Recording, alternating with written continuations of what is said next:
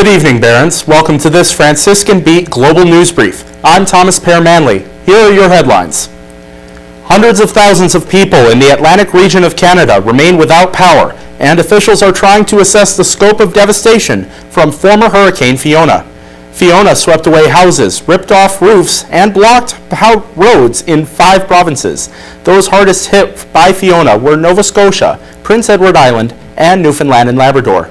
After surging north from the Caribbean, Fiona came ashore before dawn Saturday as a post-tropical cyclone, still at hurricane strength.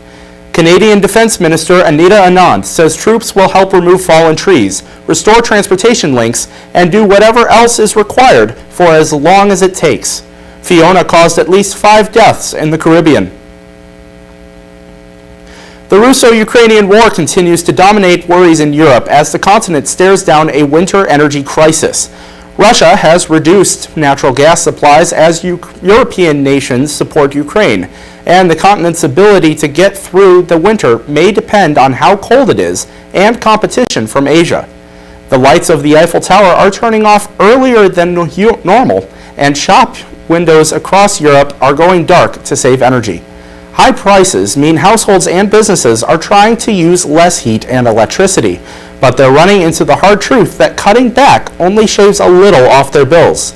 Many governments are rolling out relief and have been able to bolster natural gas storage, but analysts say that Russia still has leverage with energy prices high and supplies tight. Ukraine's president says Russia's haste to mobilize hundreds of thousands of recruits to staunch stinging losses is a tacit acknowledgement that its army is not able to fight. Ukrainian President Volodymyr Zelensky also told CBS he's bracing for more Russian strikes on Ukraine's electrical infrastructure as weather gets colder. He says this winter, quote, will be very difficult. Although the European Union is now largely off limits to most Russians, with direct flights stopped, an exodus of Russians fleeing military service is dividing European opinion over whether they should be granted safe haven.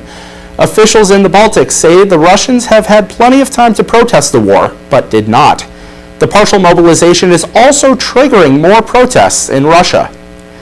After 7 weary months of war, many Ukrainians fear more suffering and political repression awaits them, as Kremlin-orchestrated referendums conducted under gun barrels portend Russia's imminent annexation of 4 occupied regions. Many residents fled the regions before the referendums got underway, scared about being forced to vote or potentially being conscripted into the Russian army. The referendums, denounced by Kiev and its Western allies as rigged, are taking place in the Russian-controlled Luhansk and Kherson regions, and in occupied areas of the Donetsk and Zaporizhia regions. Russian authorities are expected to announce the regions as theirs once the preordained vote ends Tuesday. Speaking of votes, let's turn now to Italy, where near-final results show a party with neo-fascist roots, the Brothers of Italy, has swept to the country's national elections.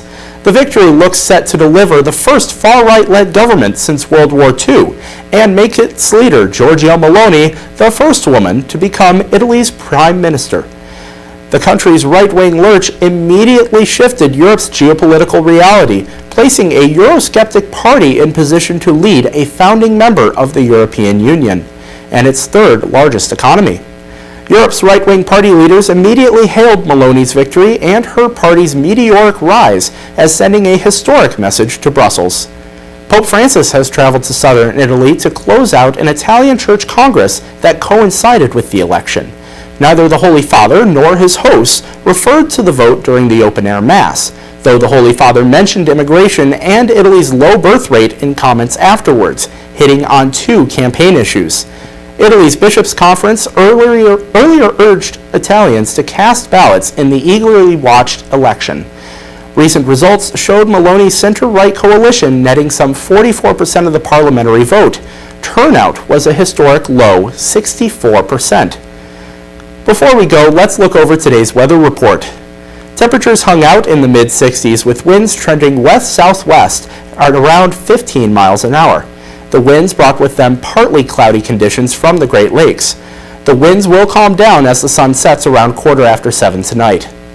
Tomorrow will be colder than usual with a high of 59, along with more clouds and a 40% chance of rain, which will bring tomorrow's humidity up to 62%. Thank you for joining us for this Franciscan Beat News Brief. I'm Thomas Pear Manley. I'll see you next week. Stay blessed, Steubenville.